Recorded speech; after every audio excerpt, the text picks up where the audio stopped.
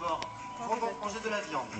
Certains vont chasser, voire même tuer, dans le seul but de se nourrir. Ce sera les aigles, les faucons ou encore les buses.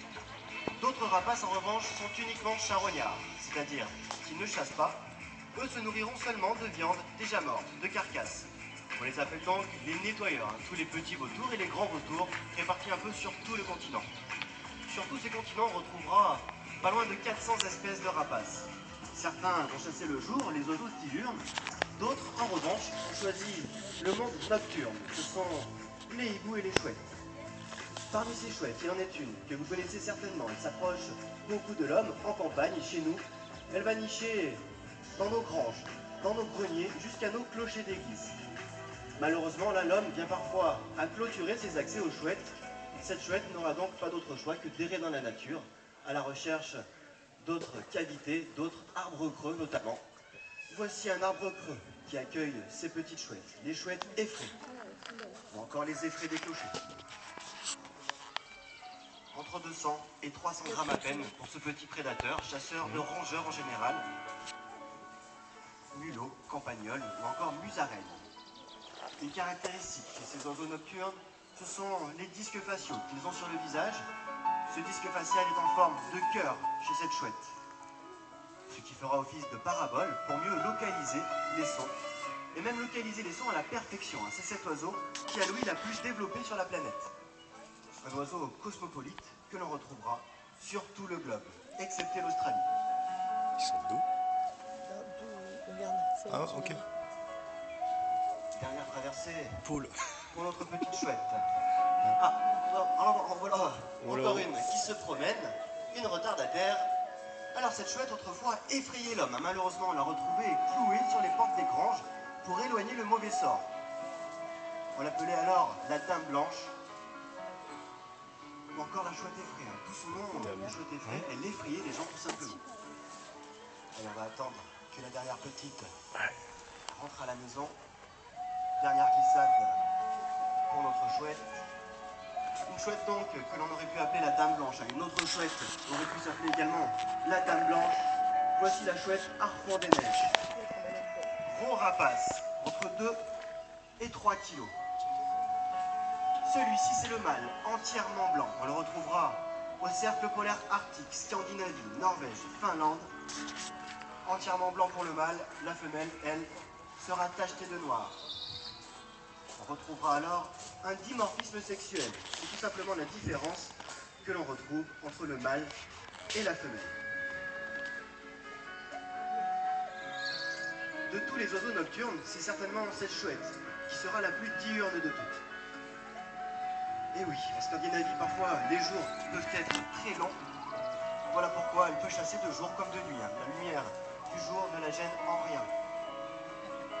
Elle est belle, hein.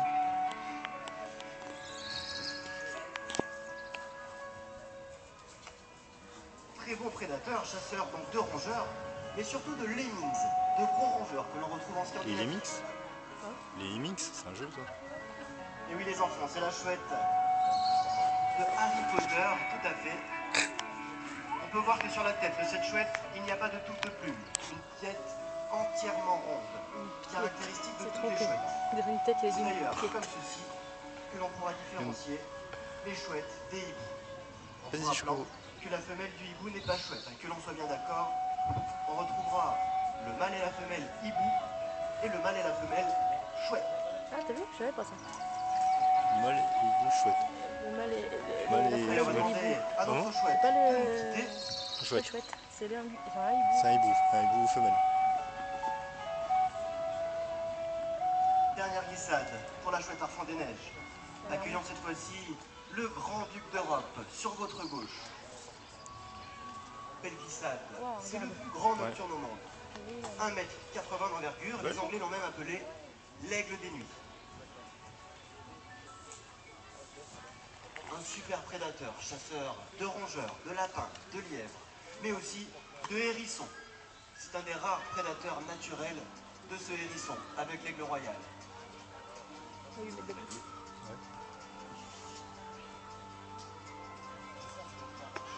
Wow. T'as vu, elle fait... On évitera alors les déplacements lors du spectacle, merci. Des oiseaux qui ont toujours des trajectoires bien définies. Si vous vous trouvez sur la trajectoire de l'oiseau, il risquerait donc de vous percuter et de vous blesser. On pourra noter alors que sur la tête de cet oiseau, on retrouve deux petites touffes de plumes, les aigrettes. Ces aigrettes sont ornementales. Elles lui serviront aussi dans la nature de camouflage. Il les dressera ou les abattra en fonction de l'humeur. Un vol également silencieux pour tous nos nocturnes. Il est équipé d'un petit peigne à l'extrémité des plumes qui va filtrer l'air, rendant ainsi son vol silencieux. Il pourra mieux entendre et mieux surprendre les proies la nuit. Chasseur nocturne, il chassera bien sûr la plupart du temps à l'aube et au crépuscule. Lorsqu'il restera une faible luminosité nocturne qu'il va refléter pour mieux voir la nuit, grâce à ses gros yeux, des yeux qui prennent un tiers de la taille du crâne. Proportionnellement, si l'homme devait avoir des yeux de grand-duc, il aurait quelque chose comme deux pamplemousses au milieu de la figure.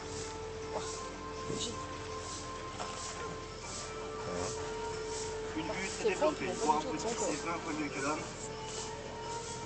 Une ouïe également très développée, des oreilles placées à côté des yeux de façon asymétrique. Allez, esquissade. Pour vous dire bonjour de ce côté-ci. Et on peut constater que sur les pattes de cet oiseau, on retrouve également des plumes qui vont filtrer l'air, encore une fois, pour rendre vraiment ce vol très silencieux. On vous présente un deuxième grand-duc au point, âgé de 1 an. Le grand-duc qui vole, lui, est âgé de 6 ans.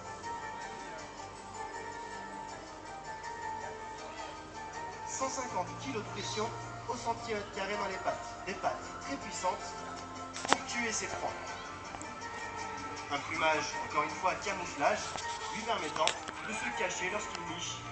Car c'est un oiseau qui, tout comme la chouette harpon, nichera au sol, dans les buissons, dans les carrières, ou tout simplement dans les falaises.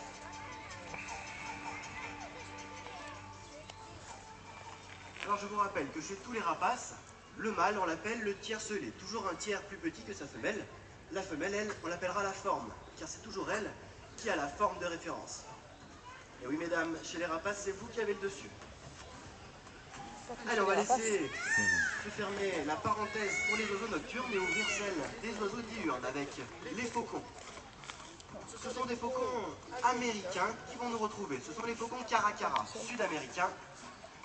Ils nous viennent plus précisément du Mexique. On les appelle d'ailleurs les poules mexicaines. Vous comprendrez pourquoi tout à l'heure. On fait tout le temps la même chose. C'est super chiant. Voici Julio, Paco, Sancho, Tikal. Voilà, vache. Les oiseaux d'Amérique du Sud. Alors de tous les faucons, ce sont certainement les plus colorés. On peut voir qu'autour du bec, ils ont de la couleur qui peut passer du jaune au rouge en quelques secondes, suivant l'humeur.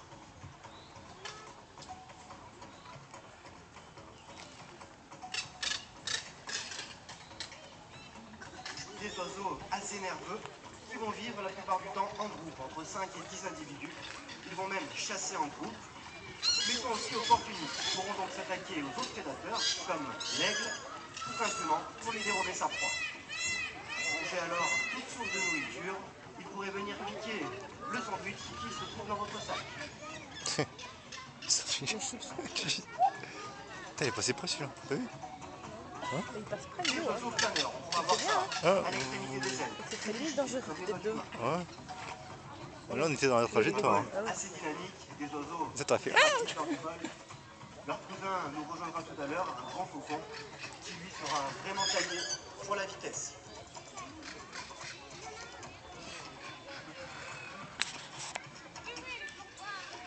Oh.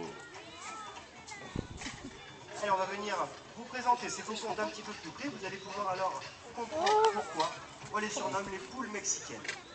Ce sont d'excellents marcheurs et aussi d'excellents C'est des verts, coureurs. c'est Ils quoi? vont courir à une vitesse dans les 40 km/h. Ne vous inquiétez pas, s'ils viennent vers vous, c'est tout simplement pour qu'ils vous entendent. Hein? T'as vu, il a trouvé une patte. Ouais. Ah, c'était ce qu'il faisait à manger, c'était des pâtes de je sais pas quoi. Ah bah oui, voilà. À la Des pâtes de poulet ou des conneries. Ouais. Derrière leur tête, qui dresseront en fonction de l'humeur. Des pattes peu puissantes, car ils chassent rarement. Mais ils sont agiles de leurs pattes, incapables de déplacer des objets, de déplacer des pierres Ils vont se fighter. et des petites querelles. Ils vont se taper dessus, Il faudra toujours les oiseaux. et Pourquoi ils vont se taper dessus? Oui, et regarde. ce, chez tous les rapaces qui Ils vivront se battent pour la nourriture.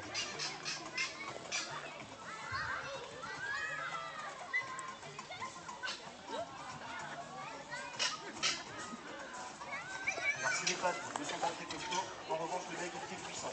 Ce bec leur permettra de découper les cuirs des animaux trouvés au sol ou même chassés.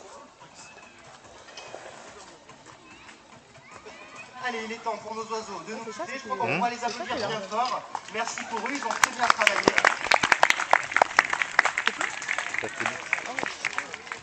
Voilà, nos faucons Caracara rentrent à la maison. Nous, on va rester dans la famille des faucons cette fois-ci.